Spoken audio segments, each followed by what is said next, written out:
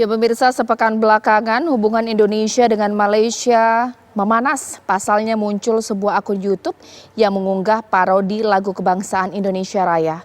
Akun media sosial berbendera Malaysia mengatasnamakan My ASEAN.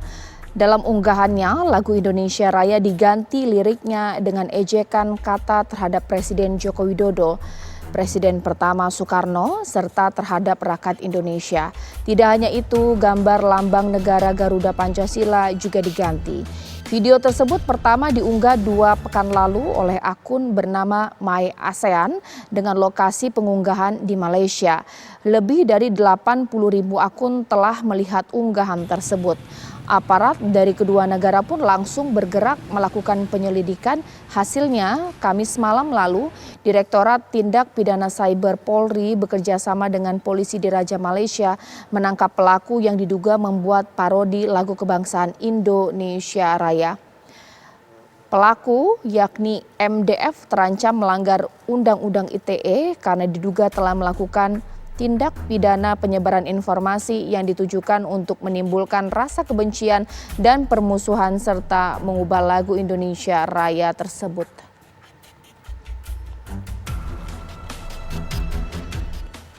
Ya, itulah yang akan saya bahas di malam hari ini pemirsa, sambil kita tunggu pastinya aparat saat ini sedang berusaha untuk mengusut kasus ini. Tapi menjadi menarik ketika ternyata pelakunya adalah warga negara Indonesia, masih remaja. Itu yang membuat kita miris sekaligus juga marah pastinya. Langsung saja saya akan tanyakan kepada Bapak Samuel Pangerapan, Dirjen Aptika Kominfo. Pak Semi, selamat malam. Selamat malam, Caca. Ya, sudah ada Ibu Retno Listiarti juga yang merupakan Komisioner KPAI. Ibu Retno, selamat malam. Selamat malam, Mbak Caca. Ya. Selamat malam, Pak Semi. Iya. Malam, sebelum saya berbincang kepada Pak Semi dan juga Ibu Retno, kita akan simak pernyataan dari Kadif Humas Mabes Polri Irjen Pol Argo Yuwono mengenai kasus ini.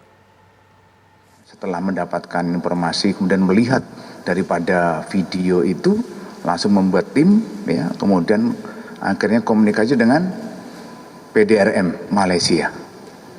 Jadi kemarin selain menggunakan handphone juga ada Zoom, ya, antara Baris Krim Polri dengan PDRM Malaysia. Jadi saling menukar informasi berkaitan dengan adanya video atau di kanal YouTube tadi.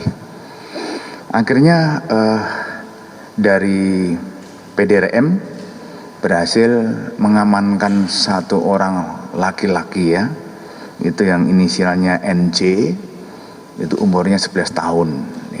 Ini warga negara Indonesia, ada di Sabah, Malaysia. Itu. Kenapa NJ umur 11 tahun ada di sana? Karena NJ ini mengikuti orang tuanya yang bekerja sebagai TKI, ya, yaitu sebagai driver di salah satu perusahaan perkebunan di Sabah, Malaysia, di sana. Kemudian setelah mengamankan seorang laki inisial NJ tadi, dari polisi Malaysia tentunya melakukan pemeriksaan, ya, atau mencari informasi dari NJ. Keterangannya bahwa untuk yang di channel My ASEAN itu, ya, di My ASEAN itu, di akun My ASEAN itu bukan dia yang membuat, gitu, ya. Tetapi ada temannya dia yang membuat, gitu, ya. Temannya dia itu ada di Indonesia, ya, di Indonesia. Ya, langsung saja saya tanyakan kepada Pak Semi. Pak Semi, kita berterima kasih dengan pemerintah pastinya dan kerja-kerja yang baik sehingga pelaku ini bisa ditangkap. Tapi kan awalnya ini informasi begitu mengarah kepada pelakunya adalah warga Malaysia. Tapi ternyata warga Indonesia. Mengingat supaya tidak ada memancing keributan antar 2 negara, sementara ada jeda waktu, Pak, ketika diupload, ditangkap pelakunya. Ini video kan pasti sudah banyak yang menyimpan, yang mendownload, takutnya disalahpergunakan lagi untuk menghasut. Ini bagaimana tindakan dari Kominfo? Ini kalau kita bicara lagu kebangsaan itu kan sesuatu yang sakral. Cara menyanyikannya saja perlu tata cara. apalagi ada orang yang memparodikan itu pasti ada hukumnya. Nah ini teman-teman juga yang kami waktu itu dapat kabar kami langsung take down dan kita bekerja sama dengan platform digital dan sudah di take down. Nah mungkin juga ada yang sudah memiliki mendownload dan menyebarkan. Ya itu bisa kena juga pasal yang lain menyebarkan. Walaupun itu bukan dia yang buat tapi dia juga menyebarkan itu akan kena juga. Himbauan saya ya kalau sudah itu ya dihapus saja. Ini kan lagu kebangsaan kita. Baik, tapi masih Kalau banyak bukan kita, tidak Pak siapa lagi? Ya. sampai hari ini yang kemudian mengunggah video ini? Saya belum lihat lagi itu yang terakhir karena tapi kita sudah take down itu seminggu yang lalu sebenarnya. Yang aslinya ya. Apakah narasi pengunggah ini masih menyudutkan bahwa pelaku adalah warga Malaysia, sementara ternyata warga kita yang membuatnya? Ya dia mengkamuflasekan lah. Jadi kita kan pakai bahasa Malaysia sama juga yang sekarang ini lagi ada beberapa video yang kita tanganin terkait dengan apa yang di Malaysia yang mereka juga keberatan. Kita lagi tanganin. Baik, sekarang saya bertanya kepada Ibu Retno. Ibu Retno, Ya. serba salah ya untuk melihat kasus ini. Bahkan sempat ada perubahan dari awalnya kecaman atas pelaku, kemudian ternyata setelah ketahuan pelakunya warga kita dan masih remaja, ya sudahlah kasus ini ditutup saja. Bu Retno melihatnya seperti apa?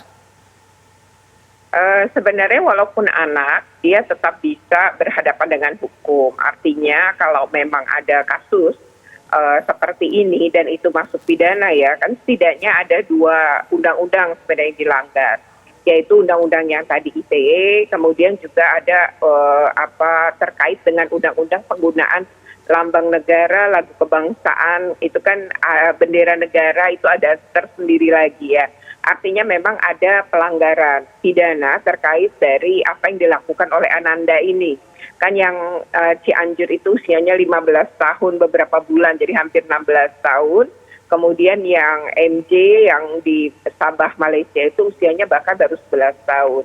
Nah ini memang dua-duanya membuat kalau dari keterangan kepolisian kan dua-duanya membuat. Jadi yang MDF ini membuat, kemudian menggunakan akun palsu begitu ya, mengatasnamakan seolah-olah di tag memang di Malaysia.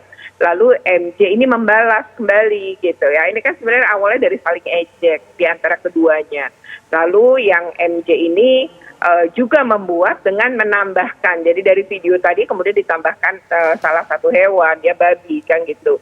Nah lalu bikin lagi dan seolah mengatasnamakan yang satu. Jadi memang ini anak-anak yang cukup canggih ya menggunakan digital dan ini sungguh sebenarnya mengejutkan semua pihak. Tentu kita prihatin. Bagaimanapun anak-anak ini kalau ditelusuri ternyata misalnya yang Cianjur ya, yang MDF ini dia sudah diberikan handphone sejak usia 8 tahun. Nah tapi penggunaan kemudian lain-lainnya kontrol ini nampaknya kurang ya dari pengasuhan orang tua sehingga kemudian Ananda ini melakukan tindakan yang sebenarnya berbahaya untuk dirinya karena termasuk dalam tindak pidana dan memang dalam sistem peradilan pidana anak di Undang-Undang 11 tahun 2012 ya bisa memang seorang anak usia 16 maupun 11 ini ya berhadapan dengan hukum itu bisa gitu. Nah artinya kita memang harus menghormati juga aparat penegak hukum dalam hal ini yang sedang menjalankan proses pemeriksaan ini ya Mbak Caca. Baik, mengingat umur yang masih muda, tapi dari saran dari KPE, apakah harus ada pendekatan yang berbeda untuk menangani kasus ini? Dan mungkin nanti pertanyaan kepada Pak Semi, kasus ini pastinya tidak menimbulkan kemarahan di Republik kita, tapi bagi warga Malaysia ini juga bentuk penghasutan kepada mereka. Bagaimana langkah dari Kominfo sesaat lagi?